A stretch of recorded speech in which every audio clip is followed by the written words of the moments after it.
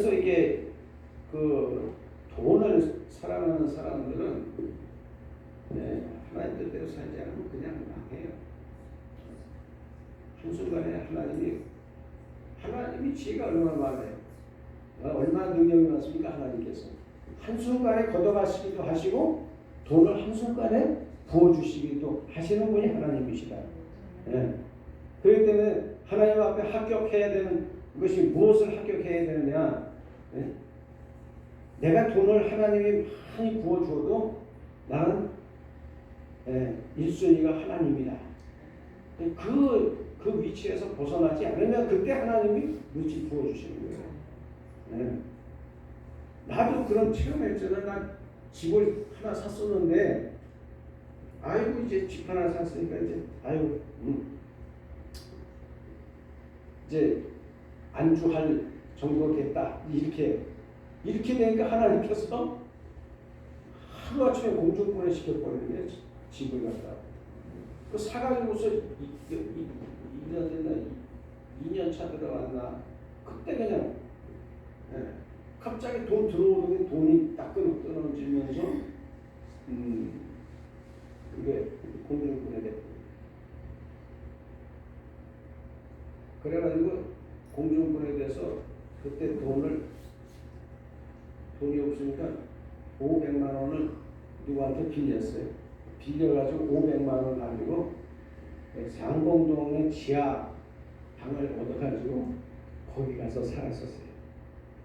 거기서 한동안 살면서 하나님 앞에 울면서 또 그러다가 어느 정도 돈이 좀 만들어지니까 중화동 2층 단독으로다가 이제 전세 얻어서 거기 들어가서 거기서 살다가 하나님이 내가 바로 쓰니까 물 붓듯이 그냥 또 부어 주셔가지고 그래서 지금 살고 있는 집을 사게 된 거예요. 그 기간이 5년 걸렸습니다. 잃어버리고 다시 사는 그 기간. 그 훈련 받은 거예요. 하나님 앞에 물질 훈련.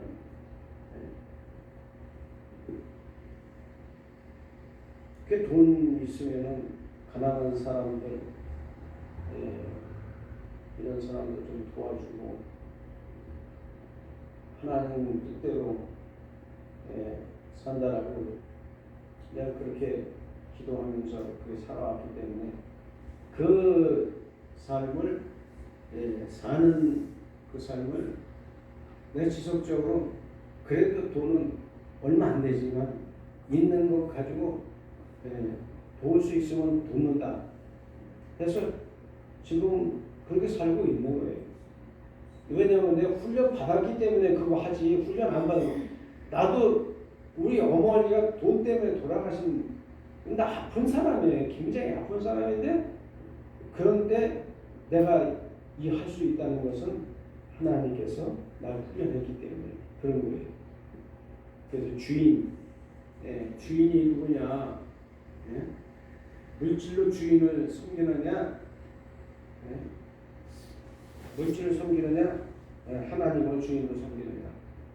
누가복음 16장 13절 말씀에 보니까 지파인이 두 주인을 섬길 수 없나니 혹 이를 미워하고 저를 사랑하거나 혹 이를 중히 여기고 저를 경히 여길 것이 아니라 너희는 하나님과 재물을 겸하여 섬길 수 없다 이렇게 말씀하고 있습니다. 이 두 가지 그러니까 물질을 주인 삼는 그런 사람들은 결국에는 이 시대에 그 물질을 가지고 노는 그 영적인 존재가 누구냐면 마귀가 그렇게 하는 거예요. 그리고 왜냐하면 세상왕 마귀라고 얘기하잖아요. 그러니까 세상왕 마귀니까 마귀를 섬기는 그런 사람들은 물질이 많습니다. 그러니까요. 참 진리가 있는 것은 하나님이 간섭하기 때문에 그래요. 간섭한단 말이에요. 돈 많이 주면 하나님 배신하니까. 배신하지 않게끔 하나님께서 적절하게 그 맞춰주시는 맞춰요. 그래서 이게 마태복음 6장 24절에서도 똑같은 얘기를 하고 있어요. 그 물질로 주인을 섬기게 되면 이게 돈을 사랑하게 되면 어떻게 되냐? 일만 악의 뿌리가 된다는 거예요. 일만 악의 뿌리. 일만 악의 뿌리, 일만 악의 뿌리. 돈 때문에 다 살인하고, 도둑질하고, 사람들 사기치고 그렇게 되는 거예요. 일만 악의 뿌리니까. 그 돈을 사랑하면 사모하는 자의 그 마음이 미혹을 받는다고 말씀하고 있어요. 미혹받는다. 미혹받으면 악한 영에게 미혹받으면요, 그냥 하나님 버리는 거예요. 그다음 믿음에서 떠난다고. 미혹받으면 떠나겠죠. 믿음에서 떠나면 어떻게 돼요? 버림당하겠죠. 많은 근심으로 자기를 찌른다고 그와 같이 말씀하고 있어요. 자기를 찌르는 게 뭘까요? 이게 병들어 죽어요. 병들어 죽어. 소갈이 하다가 병들어서 죽는다고 그래요. 자기 찌르는 거예요. 자기 찌르는 거. 그다음에 디모데전서 6장 9절 말씀에서 부활이라는 자, 부자가 되기 위해서 사는 자, 시험에 빠진다는 거예요. 시험에 빠진다. 주영기 목사님 기도할 때 그렇게 기도하시더라고요. 하나님 앞에 물질 주시옵소서, 물질 주시옵소서, 물질 주시옵소서, 그렇게 기도한다는 거예요. 근데 그것도 신앙에 섰을 때 얘기지. 신앙에 굳건히 서서 하나님을 배신하지 않고 믿음에 딱 섰을 때 그렇게 기도해도 하나님이 응답해 주시고 물질 부어주시고 다 해요. 근데 믿음에 서지 않았을 때는 물질 달라고 기도하면 그거 독이 된다니까요. 물질 갖다 부어 주어봐요. 뭐 바람 피고 별짓 다 하고 다녀요. 우린 여자들이 내 옆에 바싹 붙어서 별짓 다 해도 안 넘어가. 왜 그러겠어요? 훈련 받았거든. 강한 훈련 받았어요. 우린 그냥 훈련 받은 거 아니에요. 그러니까 안 넘어가니까 이제 하나님께서 요놈은 그냥 먹고 살게 해도 그냥 괜찮겠다 이렇게 이제 생각하시는 거예요. 하나님께서. 그 시험에 빠지고 올무에 빠지고 여러 가지 어리석음에 빠진다고.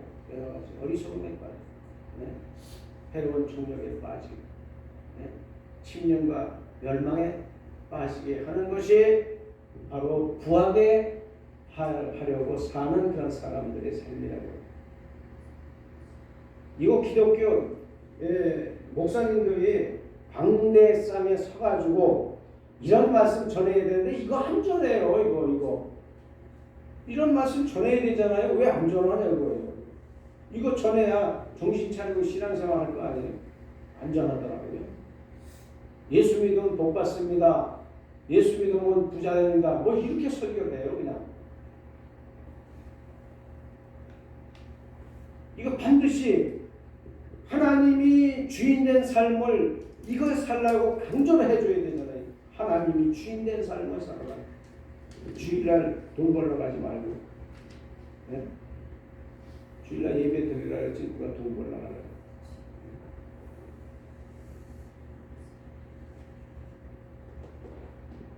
그래서 요거 이제 도표가 그 세상에서 추구하는 게 뭐냐, 사람들이 세상에서 추구하는 것이 뭐냐, 딱 세 가지 있어요. 세 가지로 함축해서 하나님 말씀하고 계시는 거예요. 가늠한 여자들이여 세상과 벗된 것이 하나님의 원수임을 알지 못하는, 세상과 벗되지 말라는, 세상과 그런 중 누구든지 세상과 벗이 되고자 하는 자는 스스로 하나님과 원수되게 하는 것입니다. 야고보서 4장 4절 말씀 아니에요. 세상과 벗된 것이 뭡니까? 세상에서 추구하는 것들 뭐예요? 맨날 골프 치러 다니고 일에 매여 살고, 예? 장가가고 시집가고, 예?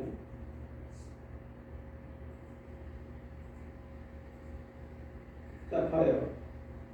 밭을 사요. 밭을. 이 밭을 산다는 건 일을 추구하는 삶이에요. 일을 추구하는 삶.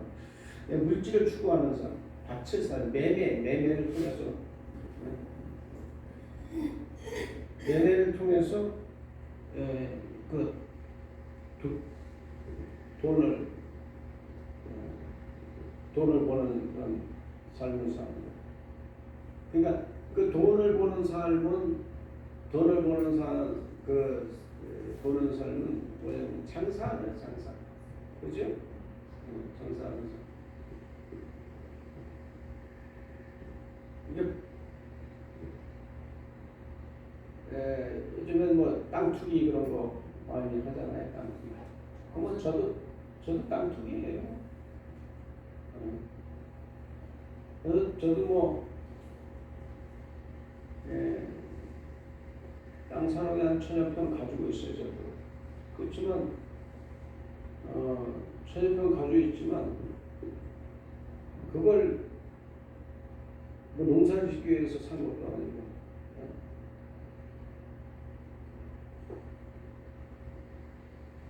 거기다가 뭐 나무를 심으려고 산 것도 아니란 말이에요. 돈 벌으려고 산 거예요. 돈 벌어. 근데 잘못 사가지고서 좀 먼 데에 있는 거는 좀 큰 오르지 않고 가까이 있는 것들은 조금 이제 오르는 경향이 있는데,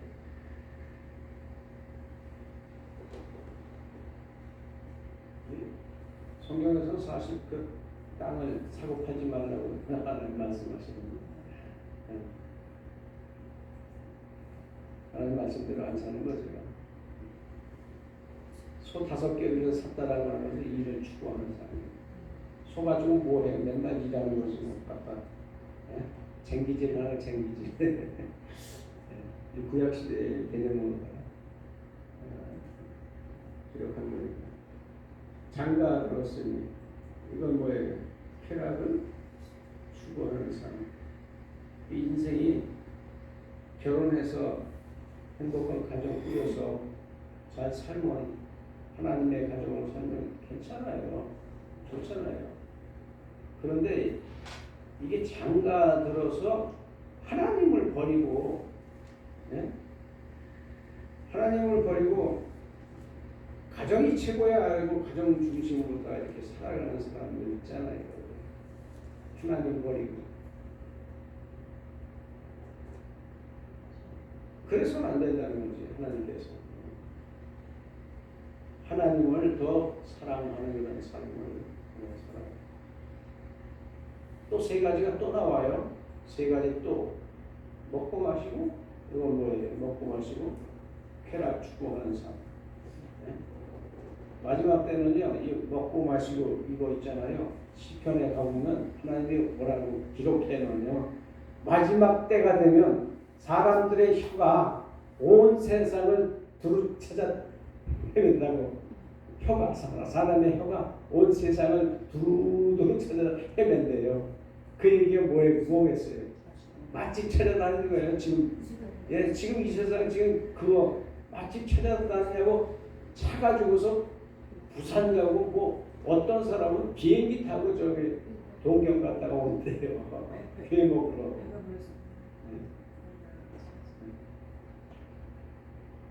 이게 먹고 마시고, 이게 쾌락을 추구하는.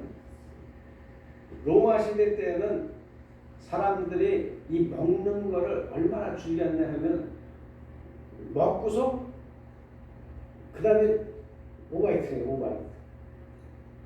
그래 와가지고서 또 먹어요. 또 먹고 또 가서 오바이트. 하루 종일 그렇게 사는 거예요. 이 상류층 사람들이. 로마 시대에 그랬다니까요. 그래서 하나님이 로마를 쳐서 망하게 하신 거예요. 먹는 거를 그냥 그 쾌락을 캐라고 생각하는 거, 이 먹는 거. 이 짐승의 삶이잖아요. 이 짐승들이 먹는 거 찾잖아요. 먹는 것만 주면 그냥 개들 보세요. 먹는 거 갖다 주면 죽자사자 싸워요. 이빨 이런 거를 이빨 들어내고. 인간들도 타락하면 똑같아요.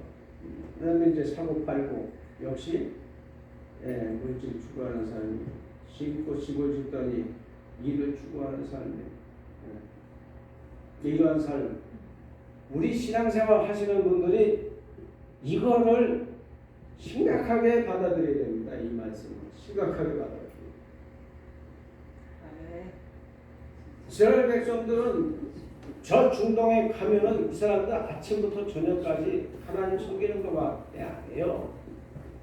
하루에 5번씩 메카를 향해서 엎드려서 절하고 기도하고 그렇게 한단 말이에요.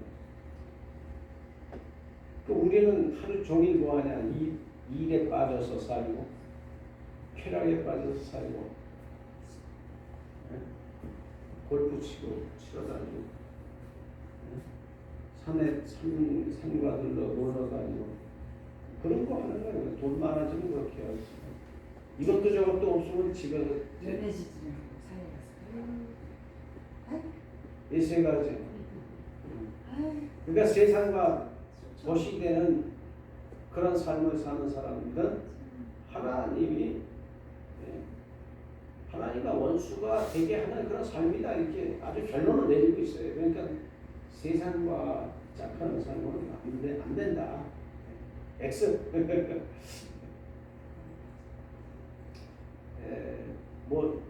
더 자세하게 그냥 해야 되지만 지난주에 한번 그냥 듣고 지나갔는데 오늘은 오늘은 이 장래일의 그림자. 목사님 이제 정신 차리세요. 이제 중요한 거 합니다. 할렐루야.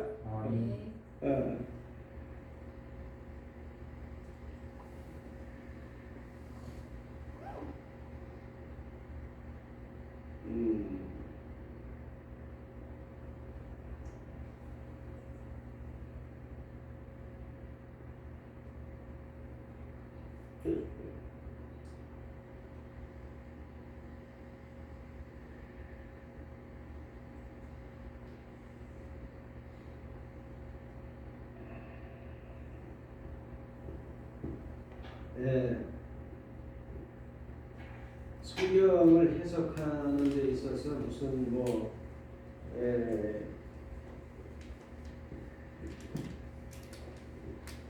그림자다 또는 모형이다, 비유다, 빙자다, 이런 단어를 가끔씩 쓰는 그런 목사님들이 있어요. 그런데 아주 이 말씀이 굉장히 중요합니다. 굉장히 성경을 해석하는 데 있어서 굉장히 중요한 거예요. 가령 예를 들어 볼까요? 창세기에 어떤 이야기가 나오냐 하면은 하나님이 짐승을 잡아서 가죽 옷을 만들어서 아담과 하와에게 입혔다. 그런 얘기가 나와요. 그럼 그걸 갖다가 신학자들은 뭐라고 얘기하냐면 원시복음이다, 이렇게 얘기합니다. 원시복음. 그럼 원시복음은 최초의 복음이라고 하는 사실에 대해서 지금 말씀하고 있는 거예요. 최초의 복음이다. 그럼 왜 최초의 복음이냐? 그게 모형이기 때문에 그 이야기를 하는 거예요. 모형이기 때문에. 누구의 모형이냐? 예수 그리스도의 모형이기 때문에 그 이야기를 한단 말이에요. 그럼 예수님이 십자가에 달리실 때에 군병들이 예수 그리스도의 옷을 벗겨가지고 통으로 짠 옷을 제비 뽑아서 나눠 가졌다는 거예요. 근데 예수님이 거기서 짐승이 되어서 어린 양이 돼서 십자가에서 달려 돌아가실 때에 옷이 벗겨졌다라고 하는 이 사실을 말씀하고 있는 거예요. 그리고 성경은 어떻게 이야기하느냐? 예수 그리스도로 옷 입은 자는 뭐라고요? 예수 그리스도로 옷 입은 자는 제 상을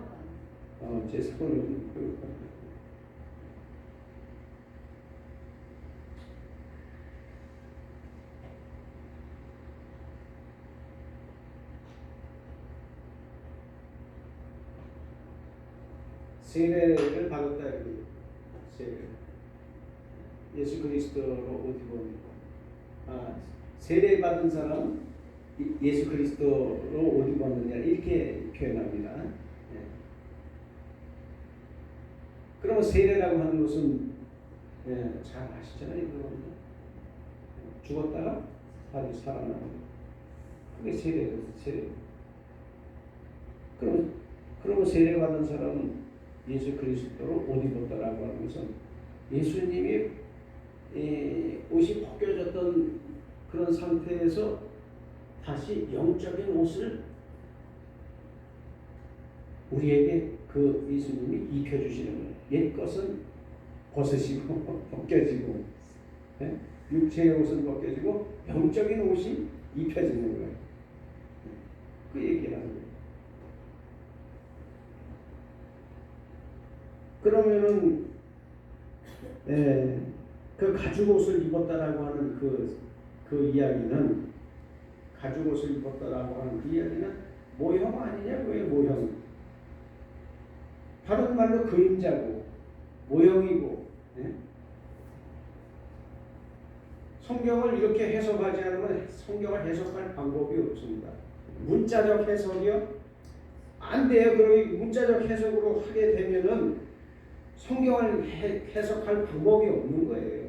하나님께서 이러한 그 원형과 모형으로다가 성경을 기록해 놓으셨는데 그 원형과 모형으로다가 그걸 해석하지 않으면 이걸 어떻게 이걸 해석하냐는 거예요.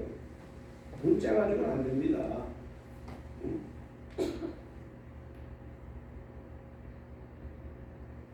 제가 그거 한 가지 예를 들은 거예요.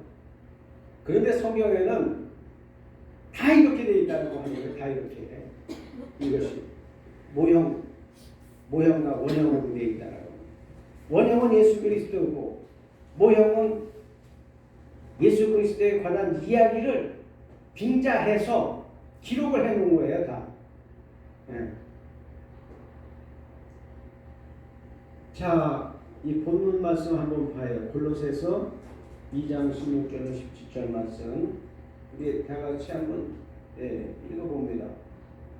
그러므로 먹고 마시는 것과 절기나 월삭이나 안식일을 인하여 누구든지 너희를 편nom하지 못하게 하라. 이것들은 뭐라고요? 장래일의 그림자이나 몸은 그리스도의 것이라. 아멘. 장래일의 그림자라고 하잖아요. 장래일의 그림자라고. 뭐가요? 절기나 월삭이나 안식일이나 이런 것들이 장래일의 그림자라고 이야기하고 있어요. 그림자라고 하면 그림자지.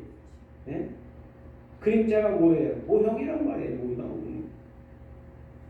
그럼 절기에 대해서 우리가 앞서서 공부를 했습니다. 제일 첫 시간에 잠깐 제가 비췄어요. 첫 번째 절기가 전체적인 절기는 뭐였죠? 불임절. 불임절은 절기의 전체를 이야기하는 거고, 전체를 담고 있는 거예요. 그리고 첫 번째 절기가 안식일이에요. 안식일. 아니 유월절입니다. 유월절, 무교절, 그 다음에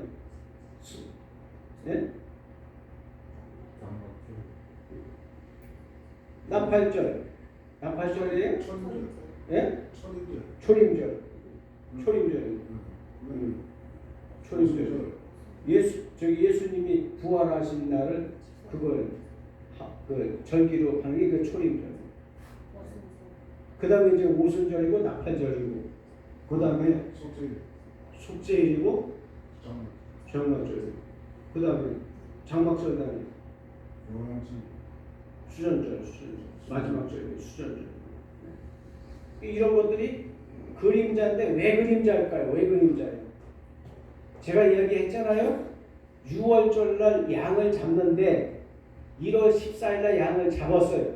예수님이 오셔서 1월 14일 날 십자가에 못 달려 돌아가셨어요.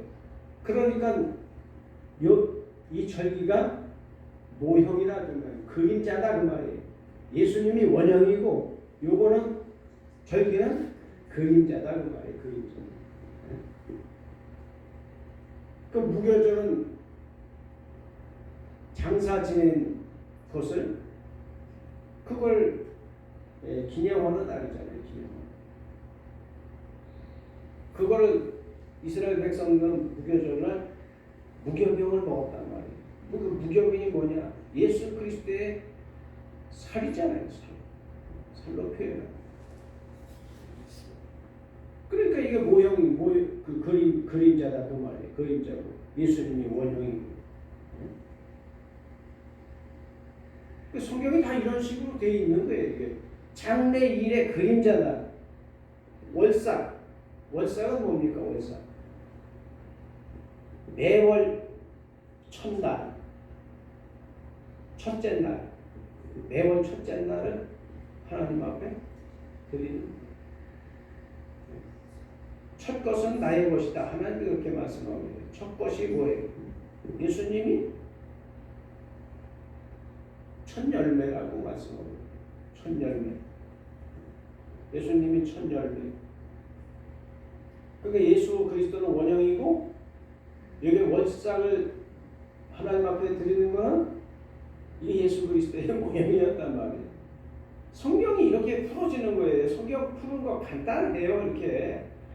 네? 성경이 간단하게 이게 풀어지는데 이거 그림자 이거를 사단이 싹 갈아가지고 야 그거 이단이야 그거 그렇게 성경 풀면 이단이야 이렇게 하니까 이게 성경 진리가 가려져 있는 거예요. 네? 아니 뭐 오영호 목사님 말대로 뭐 2단이 3단이 그런 소리는 거기는 10단이야 10단 나한테 2단이라고 말이.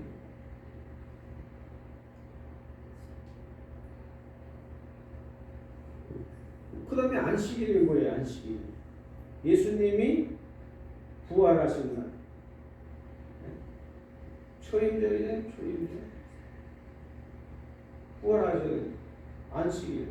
예수님이 부활하신 날을 초림절. 첫 열매가 만들어진 날이에요. 그날이. 그래서 그걸 기념하기 위해서 안식일을 지키는 거예요. 그 예수님이 뭐라고 말씀합니까? 내가 안식일에 주인이다 이렇게 얘기하고 있어요. 그 안식일의 주인이라고 하면 왜 그렇겠어요? 그러니까 이게 다 장래일의 그림자다 이렇게 말씀하고 있는 거예요. 이것뿐만이 아닙니다. 성경에 나오는 것들이 이 절기에 관한 내용이 그게 8대 절기로다가 그게 나오지만 8대 절기에서 거기에서 또 갈라져서 제사법 그런 거 뭐 있잖아요. 제사법 이런 것들이 전부 다 그게 다 그런 것들이 다 절기에 해당하는 것이고 그것이 그림자에 해당하는 겁니다. 다 그런 거예요.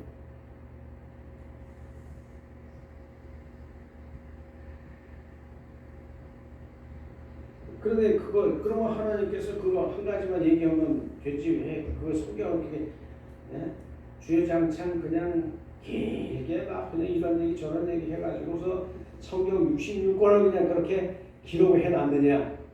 하나님은 사랑의 하나님이시기 때문에 미련한 자, 배우지 못한 자, 농부, 어부 뭐 가리고 없이 그 사람들 다 이해할 수 있도록 어떻게 하면 구원받을 수 있느냐 그거를 다 기록해 놓은 거예요. 그런데 이거를 반복 기법을 써서 기록을 해놨다 그 말입니다. 반복 기법 이게 중요합니다. 반복 기법 꼭 기억해 두시기 바래요. 산 넘어가면 또 산이 보여. 또 산 넘어가면 또 산이 보여. 네? 이걸 뭐라 그러냐면 원근통시법이다 이렇게 말합니다. 원근통시법. 가까이 가보면 똑같은 산이야. 똑같은 내용을 계속 반복해서 기록을 하는 거예요. 그 원근통시법으로 성경을 하나님이 기록을 해 왔습니다. 그런데 이런 것들이 하늘에 있는 모형을 하늘에 있는 것들을 그대로 모형화해서 이 세상에 나타내 보여주시고 기록하셨다라고 하는 겁니다. 하늘에 있는 것. 그래서 성경을 기록하는 사람들이 제가 그 도표 그려놓은 게 있어요. 그 노아도 하늘에 있는 것들을 보고 아브라함도 보고 모세도 보고 그 다음에 사도 바울도 셋째 하늘 올라가서 다 보고 그 다음에 세례 요한도 하늘에 올라가서 그 보고 와서 기록한 거예요. 성경을. 그러니까 하늘에 있는 것을 보고 내려왔단 말이에요. 그 원형이 어디 있어요? 하늘에 있어요. 하늘에 있는 것을 보고 내려와서 기록하고 만들고 그게 성막은 만들고 성전도 보고 와서 만들고 그렇게 한 거예요. 그 다음에 저 노아의 방주도 그 보고 와서 만든 거예요. 보고 와서.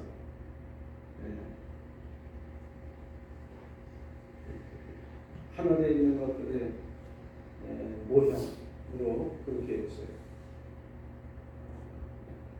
이 시간 오늘 안 오셨으면 큰일 날 뻔했습니다.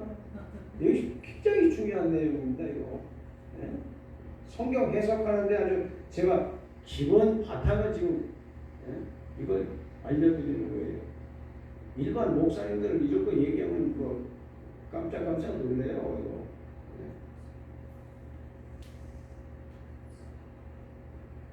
그 다음에 성경 기록할 때 만상의 것들을 빈자해서 기록을 해놨단 말이에요. 바다에 가면 바다에 있는 것들을 빈자해서 기록을 하고 산에 가면 산에 있는 것을 빈자해서 기록을 하고 들에 가면 들에 있는 것들을 빈자해서 기록을 하고 이렇게 기록한 성경을 기록할 때 그렇게 기록한 거예요. 왜냐하면 어부들은 바다에 있는 것으로 비유하게 되면 빨리 알아듣잖아요. 바로 알아들어요. 농사 짓는 사람도 농사 짓는 걸 다 비유하면 바로 알아들어요. 바로 알아들어요. 농부가 이런 봄에 씨 뿌려서 가을에 추수하는 것처럼 그렇게 하나님이 추수하신다. 이렇게 하면 그래.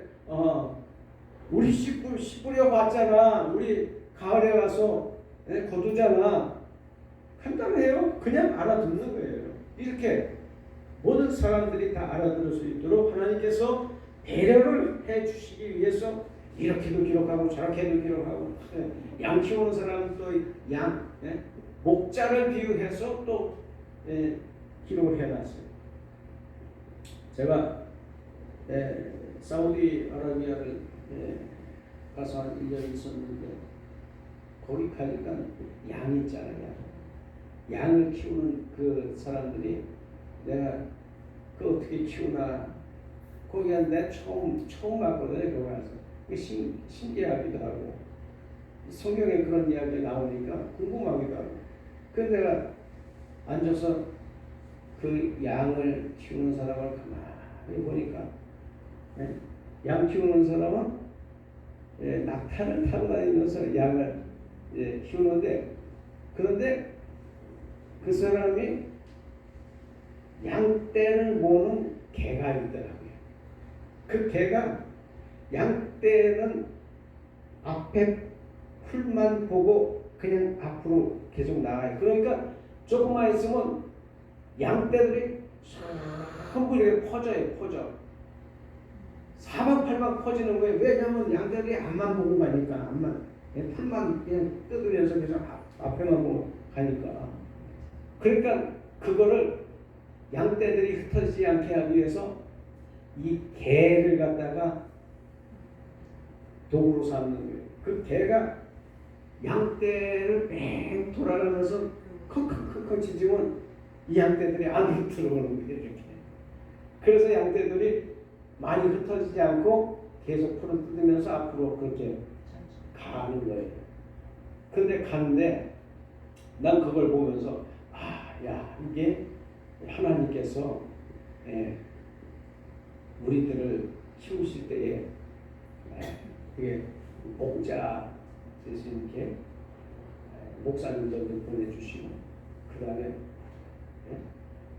우리 흩어지지 않도록 그 밑에는 또 전도사님이나 구역장님이나 이렇게 이렇게 막 세우시는구나, 그런 걸 이제 생각을 하게 됐어요.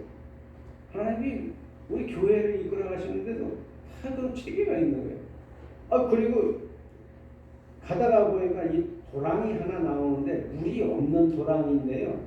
조금 이게 대부분이 좀 조금 허여 있는 도랑인데, 거기 도달하니까 이 양이 있잖아요.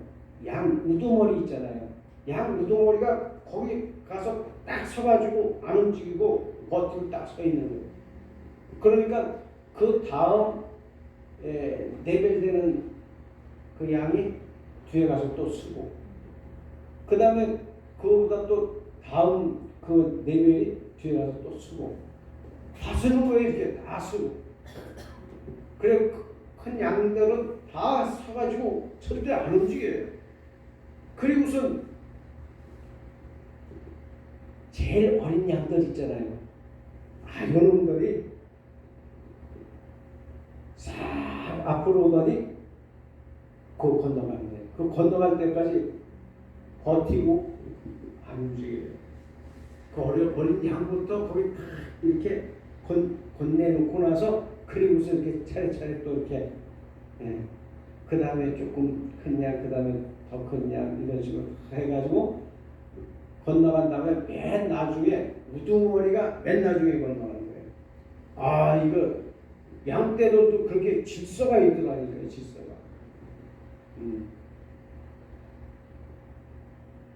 그러니까 그런 걸 보고 예수님께서 양떼를 비유해서 우리에게 말씀을 전해주시고,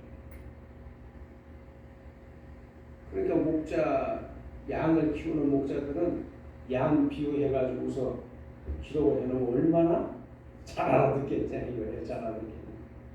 하나님이 그렇게 인자하신 거예요. 여기까지 지금 서론 지금 하고 있는 거예요.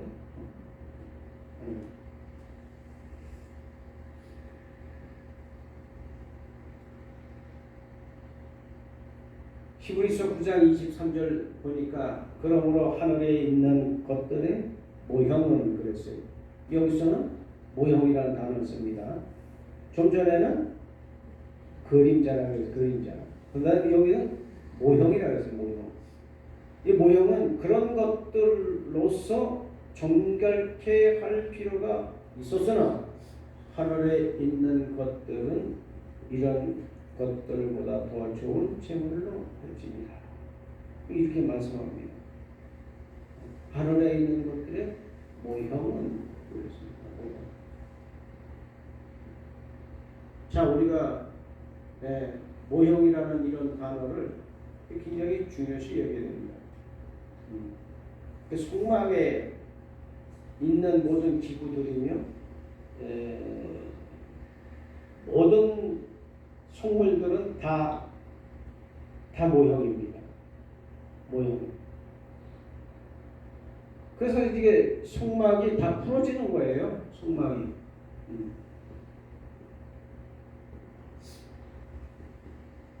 모형이라고 생각 안 하면 어떻게 풀겠어요? 안 풀어지는 거예요. 그러니까 모형이라고 하니까 그 금초대는 뭐라고 그걸 해석을 해줘요. 계시록에 가보니까 일곱 금초대는 일곱 교회니라 이렇게 해석해 줍니다. 계시록에서 그렇게 해줘요. 1장에서 일곱 금초대는 뭐라고요? 일곱 교회가. 그럼 떡상은 뭐예요? 떡상은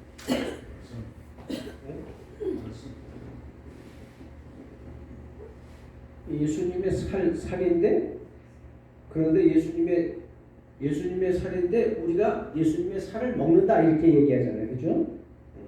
그럼 예수님의 살을 먹는데 우리가 예수님의 살을 언제 먹었어요? 예수님이 전해주신 말씀이 이게 예수님의 살이라고 요한복음에서 해석해주고 있잖아요. 정확하게 해석해줘요, 그냥 정확하게. 그러니까 무교절에 무교병을 먹는 것이 예수님의 살을 먹는 것이고, 만나도 역시 마찬가지로 예수님의 살입니다. 하늘에서 내려온 양식이다 이렇게 얘기하고 있어요. 하나님 말씀을 얘기하고, 하나님 말씀, 예수님이 전해주신 말씀, 이것이 예수님의 살이라니까요. 살. 이런 것도 해석을 못하는 목사님들이 많아요. 그러니까 우리가 성찬식 가질 때 맨날 포도주 갖다가 따라서 그거 포도주 조금 하고 뭐 빵 조금 떼어서 이렇게 먹으면서 성찬식 한다 그러잖아요. 원래 성찬식의 본래 취지의 목적은 뭐냐면 하나님의 말씀을 나누라고 해요. 하나님의 말씀을 나누는 게 그게 성찬식이라니까요. 그게. 네? 그건 모형을 그걸 해가는 거예요. 그거는. 네? 포도주 마시고 그 빵 뜯어서 나누는 것은 그건 모형을 나누는 것이고, 실제는 하나님의 말씀을 떼서 이 말씀을 나누는 것을 그걸 성찬식이라고 한다 그 말이에요. 그러니까 답답한 거예요, 우리가. 네? 아직도 그 성찬식 거기에 매여 있다니까요. 아직도 큰 계획, 작은 계획 뭐 할 거 없어요. 계속 그 성찬식 한다고 그거. 그러니까 그거 주 50대까지 그거 하라는 거예요. 성찬식 하라는 거예요. 그 주 50대까지 성찬식 하라는 게 뭐냐? 말씀을 나누라고 해요. 말씀을 나누라고 해요. 말씀. 네? 그 다음에 성령, 포도주는 뭡니까? 성령. 네? 성령 받게 하라고 해요. 성령 받게. 네? 내가 성령 받았으면 내가 복음을 전해서 다른 사람에게 성령 받게 하는 거, 그게 성찬식이에요. 그게 성찬식. 답답한 거죠. 우리나라에 교회가 들어온 지 얼마나 오래됐어요? 네? 120년 됐습니까? 100몇 년? 130년 된 그 오래됐는데도 이거 하나 제대로 해석을 못하니까, 모형을 모르기 때문에 아직까지도 그 짓거리들 하는 거예요. 그 짓거리들. 답답해요. 목사님이 주일날 강대상에 서서 말씀 전하는 게 그게 성찬식이라니까요. 성령 전하는 거, 성령 받게 하는 거, 그게 성찬식이에요. 뭔 성찬식을 따로 해, 따로 하고. 답답해요. 그러니까 모형을 모르면 그렇게 답답한 거예요. 먹고 마시는 것, 성찬식. 아이고 정말.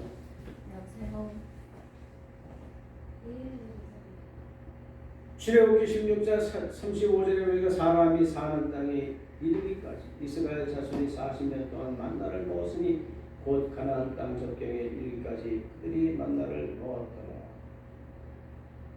이 이야기가 뭐예요? 이게 비유란 말이에요. 이게 모형이고 하늘에서 내리는 양식이라고 요한복음에서 말씀하고 있어요. 요한복음 만나가 하나님이 주시는 말씀이라는 거예요. 말씀.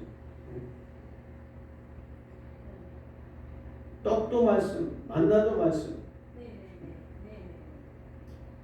여기 요한복음 6장 32절에서 이렇게 기록하고 있잖아요. 내 아버지께서 너희에게 하늘로부터 참떡을 주시나니 참떡을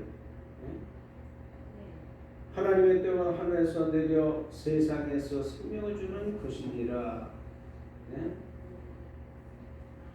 그들이 이르되 주여 이 떡을 항상 우리에게 주소서. 예수께서 이르시되 나는 해석해 주죠. 여기서 생명의 떡이니 내게 오는 자는 결코 줄이지 아니할 터이요 나를 믿는 자는 영원히 목마르지 아니하리라. 뭐예요? 목마르지 아니한다는 것은 성령을 받는 것이고 떡을 먹는 것은 줄이지 아니하는 것인데 그 떡이 예수 그리스도의 몸이고 그 몸이 예수님이 전해주신 말씀이다 그 말이에요. 할렐루야. 아유 답답해.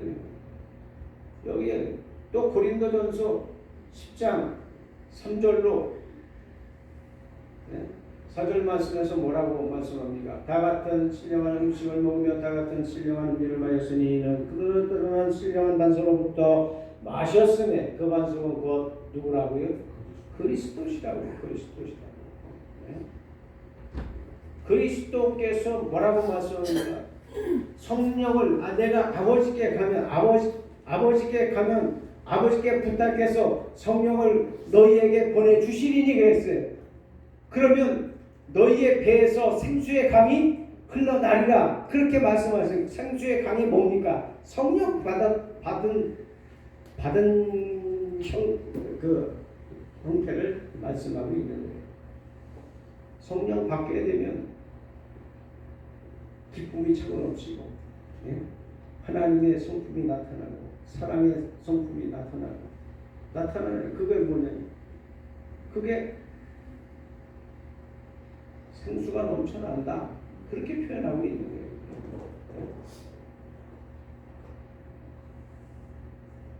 우물가에 여인처럼 나는 구했네.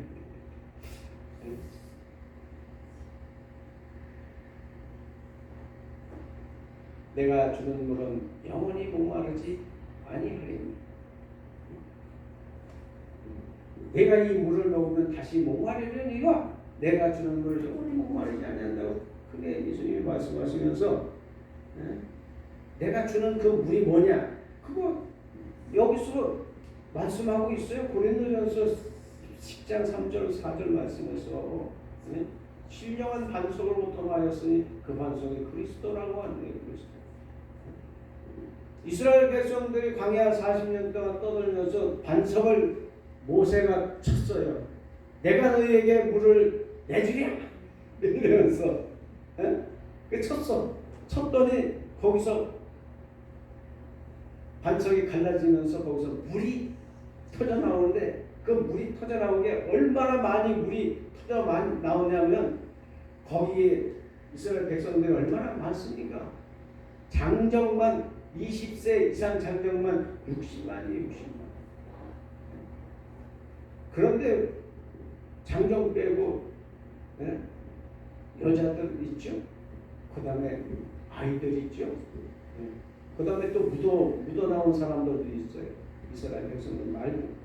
그런 사람들이 하면은 그 한 3 곱하기 1 해야 돼요.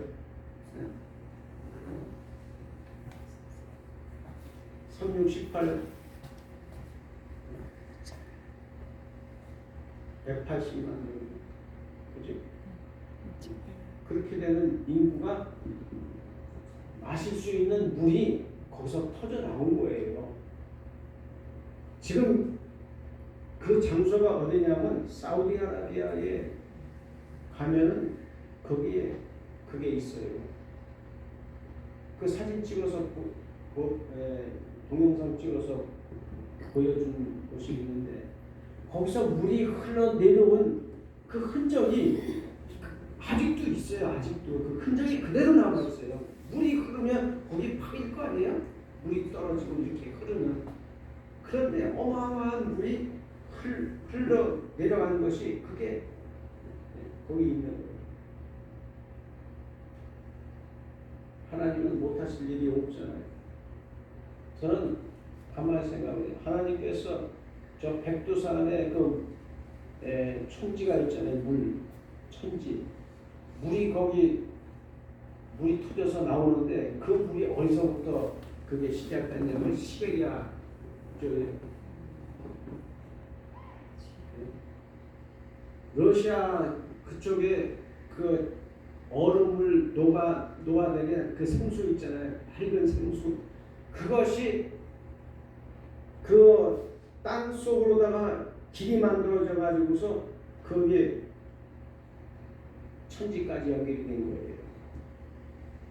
하나님 앞에 물어보세요. 내가 거짓말 안 하나. 네? 그것도 하는데 거기 사막에 물 내는 걸 하나님 아무것도 아니죠. 네? 아마 그때도 하나님께서 그쪽에서 물 끌어오지 않으셨나. 네? 그런데 그 물이 성령을 얘기하는 성령 받는 거 얘기하는 거예요. 떡에 대해서도 이게 고린도전서 11장 23절에서 말씀하고 있잖아요. 내가 너에게 전한 것은 주께 받은 것이 곧 주 예수 그리스도에서 잡히시던 밤의 떡을 가지사 축사하시고 때 이르시되 이것을 너에게 너희를 위하는 몸이니 이것은 행하여 나를 기념하라 하시고 또한 그와 같이 잔을 가지사 이르시되 이 잔은 내 피로 세운 새 언약이니 이것을 행하여 마실 때마다 나를 기념하라 하셨으니 너희가 이 떡을 먹으며 이 잔을 마실 때마다 주의 죽으심을 그가 오실 때까지 전하는 것이니라. 성찬식이죠. 성찬식. 이게 해결됐죠. 이 물과 떡은 하나님의 말씀이고 예수님 주신 말씀이고 물은 성령이다. 피도 성령이다. 그래서 요한일서에 가보면은 요한 3장에 가보면은 성령과 물과 피는 하나이니라 이렇게 말씀합니다. 성령과 물과 피는 하나이니라. 그러니까 성령인 거예요. 네? 내가 그냥 막 그냥 성령이다 그냥 내가 우기는 거 아니야. 말씀을 근거해서 나는 항상 말씀합니다.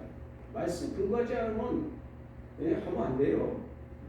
그건 인간의 말이지. 그렇잖아요. 성령과 물과 피는 하나이다. 하나라고 하니까 하나인 거예요.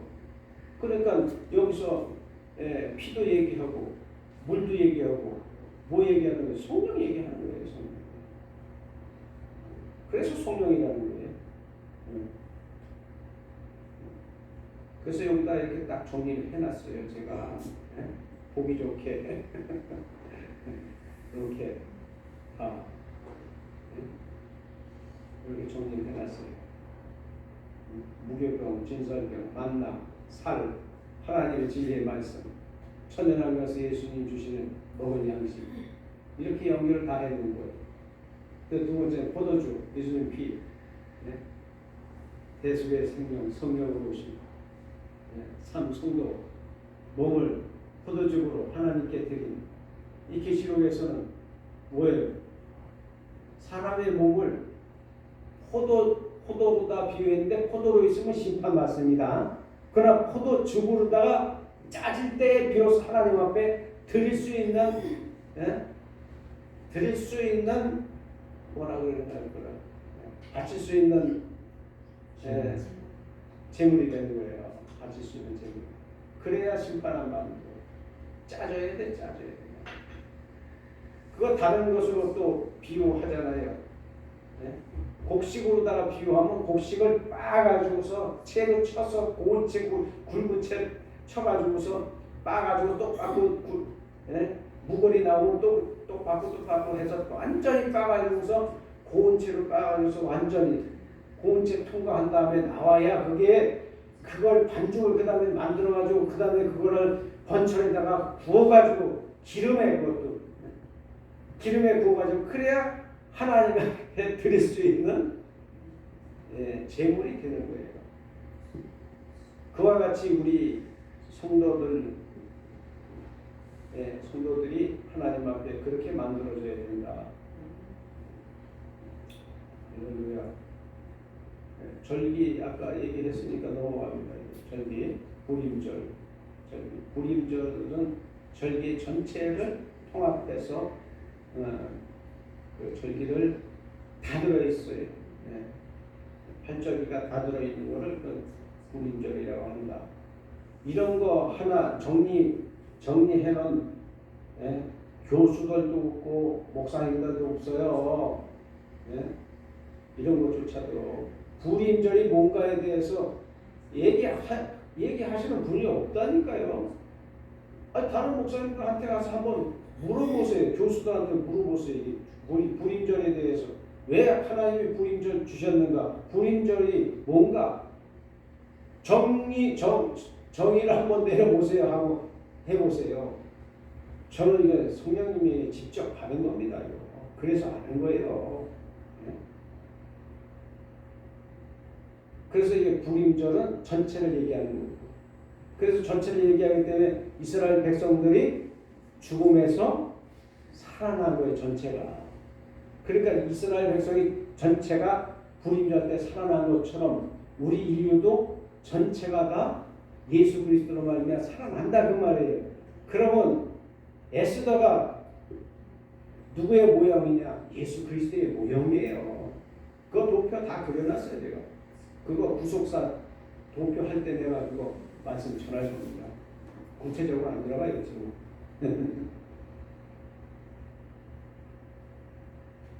제가 막 그냥 어거지로 우기는 거 아니에요. 그게 다 근거가 있으니까 그거 제가 말씀드리지.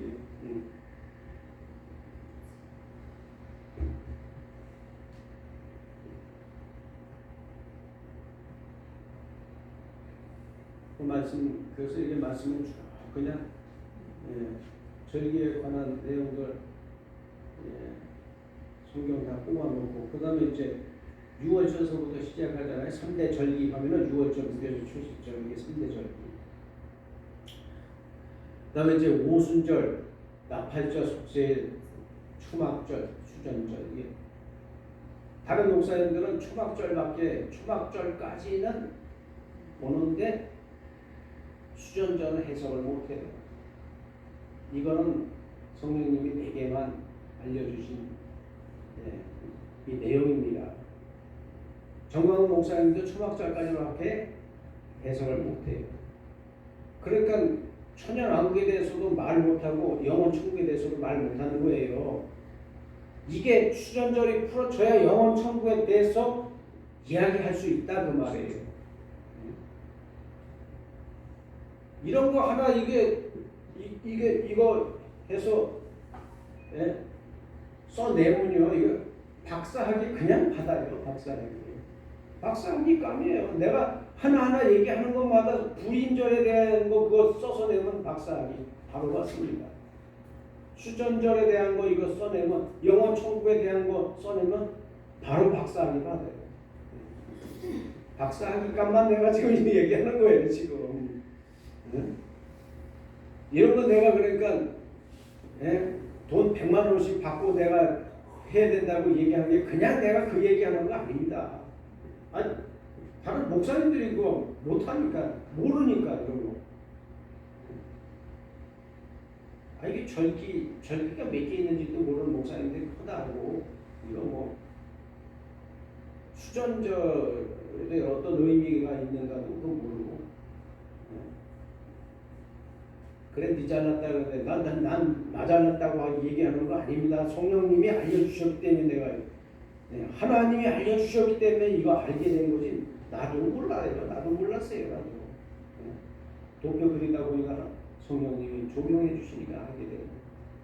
월삭 아까 넘어가 월삭 월삭에 가고 에스에서 뭐 초하루 흠없는 수송아지 한 마리냐고 머리냐 6마리가 수량 한 마리 들이대 모두 흠없는 것을 할 것입니다. 이게 다 예수 그리스도를 모형하는 거라고. 월삭에 가는 거 여기 다 이렇게 정리 다 해놨어요. 이렇게 월삭에 가는 거 여기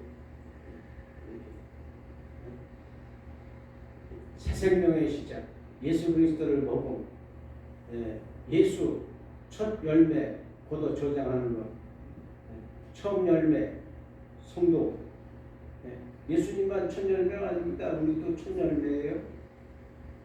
우리도 성도로서 하나님 앞에 우리도 하나님 앞에 첫 열매가 돼서 하나님 앞에 드리는 것을 하나님이 뭐라고 말씀하시는 이걸 고급반에 가서 중간에 가서 해야 되는데 지금 이거 알려드리면 재미없어. 성도들이 첫날대로 하나님 앞에 드린다니까. 11조입니다. 11조. 내 몸을 하나님 앞에 드리는 것 이게 11조의 개념이에요. 이게 11조가 뭔지도 모르는 목사님들이 뭐다 하니까. 그 다음에 첫 이삭의 소재. 그 다음에 첫 수송아지.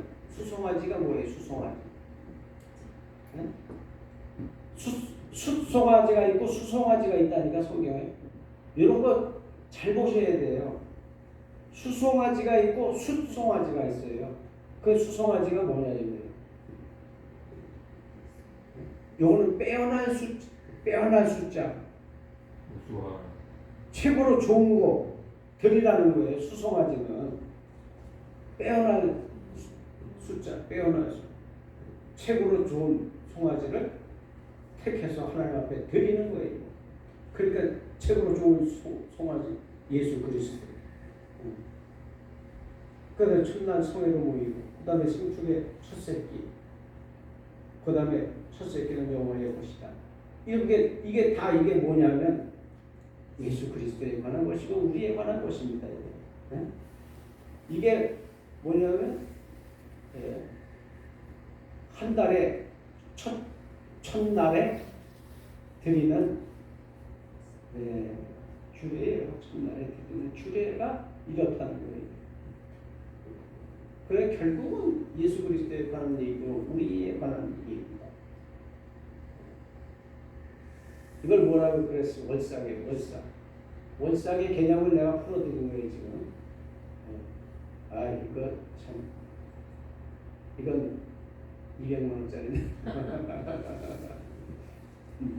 이런 것들은 많이 웬만큼 조금은 목사님들이 아시죠. 안식일이 뭐예요? 안식일이 안식일의 개념이 뭡니까? 이것도 이제 중국반에 들어가면 이게 다 다뤄질 이게 안식일에 관한 도표가 나와 있습니다.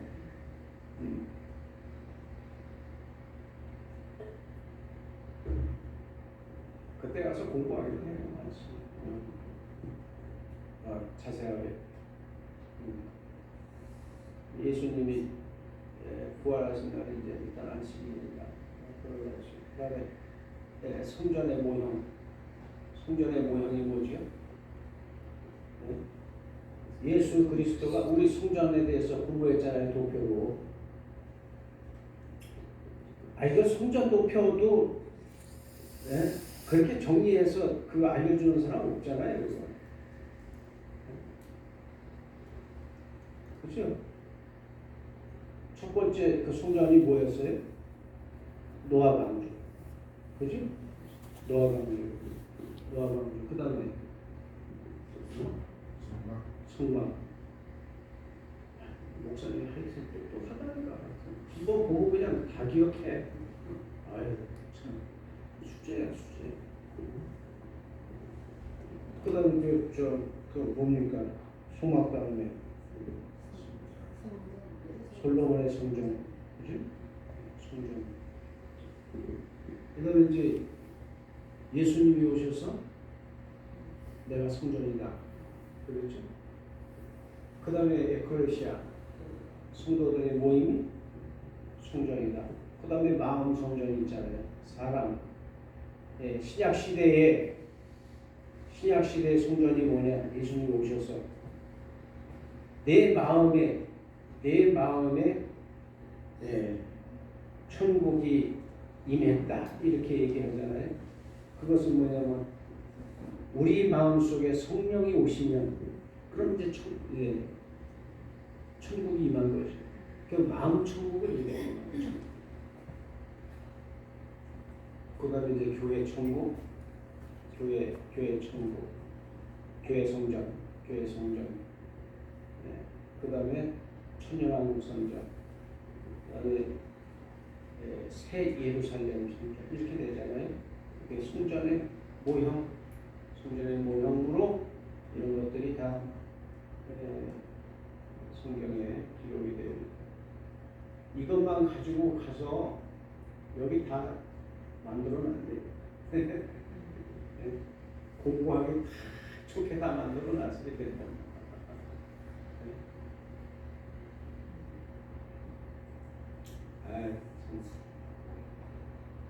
이거 하느냐고 이 목사가 얼마나 힘들었을까.